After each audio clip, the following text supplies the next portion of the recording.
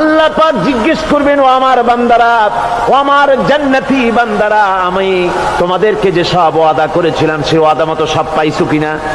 আমি ওয়াদা করেছিলাম আমার জন্য রাত জেগে যদি তাহাজ্জুদের নামাজ পড়ো, নামাজ রোজা হজ যাকাত যদি করো, আমার দিন কায়েমের জন্য যদি আন্দোলন করো, রক্ত যাও, আমার জন্য যদি কষ্ট করো, শহীদ হও, তাহলে আমি তোমাদেরকে জান্নাত দেব। যত ওয়াদা করছিলাম তা পেয়েছো কিনা? জান্নাতীরা বলবে ক্বালু নাআম, সব পেয়েছি, সব নেয়ামত পেয়েছি। আল্লাহ বলেন সব পাও নাই, ওয়ালাদাইনা মাজিদ, আমার কাছে আরো বেশি আছে, আমার কাছে আরো বেশি আছে, সব পাও নাই। জান্নাতীরা বসে থাকবেন, বুঝতে পারবেন না এত নেয়ামত পেয়েছি, আল্লাহর কাছে আরো আছে।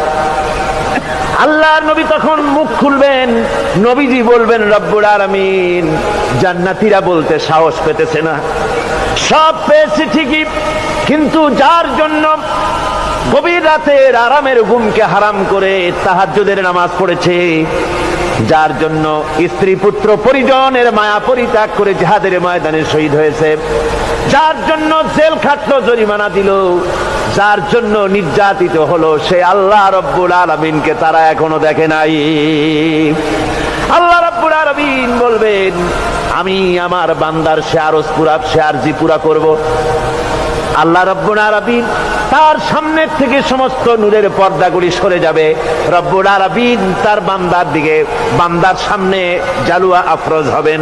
আল্লাহ পাক কোরআনে কারীমের ভিতরে বলছেন, উজুহু ইয়াউমাইযিন নাযিরা ইলা রাব্বিহা নাযিরা।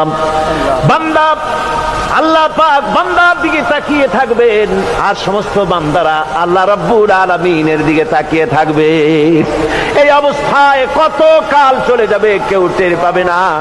রব্বুল আলামিন জান্নাতের ভিতরে তোমার জান্নাতীরা যেদিন তোমাকে দেখবে, ওই দিন আমাদেরকেও জান্নাতে একটু জায়গা করে দিও আল্লাহ। আমরা যেন ওই জান্নাতের ভেতরে বসার জায়গা যদি না পাই, আমরা গুনাহগার মানুষ, জান্নাতের কোনো একটু জায়গায় ঠাই করে দিও যেন তোমারে দেখতে পাই।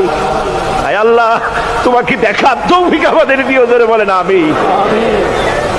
হযরতে মাহবুবে রব্বানী কুতুবে সুবহানী শেখ মুহিউদ্দিন আব্দুল কাদের জিলানী রাহমাতুল্লাহ আলাইহি, তিনি বলেছেন, মুনাজাত করতে গিয়ে আবেগে বলেছেন, রব্বুল আলামিন, আমি যদি, তুমি যদি দয়া করে আমাকে জান্নাত দাও, আর তোমাকে যদি আমি না পাই, তুমি যদি আমার সঙ্গে দেখা না করো, আমারে যদি কথা না বলো, তাহলে এই জান্নাত আমার কোনো লাভ নাই।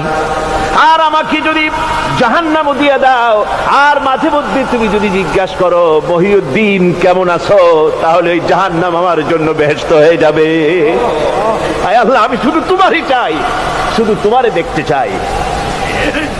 আল্লাহ রাব্বুল আলামিনকে যেন আমরা দেখতে পারি,